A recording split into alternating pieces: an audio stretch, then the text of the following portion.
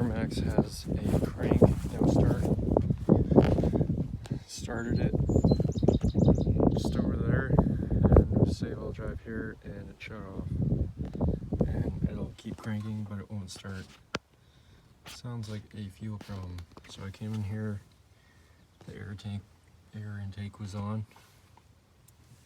Pressed this primer down, and you can see there's fuel, that shiny part right along the edge of the rim of the hand pump.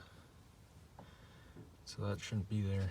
So that's most likely where the fuel is getting air and or leaking.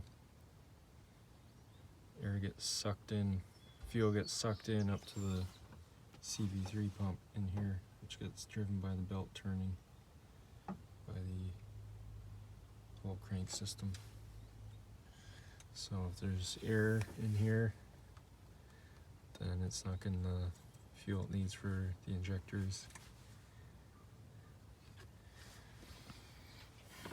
This can be replaced taking these two 12mm bolts off and unplugging these two hoses.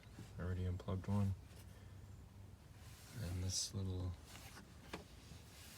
electrical line right here.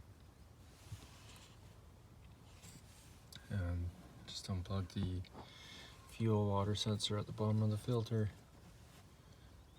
and this whole thing can be replaced. Or you can try and take it apart and rebuild it. I'm going to take this top off and see if I got an O-ring that'll fit. It's not fun waiting around to order stuff online, even if it's a day. So we'll see how that goes. But that's the problem here.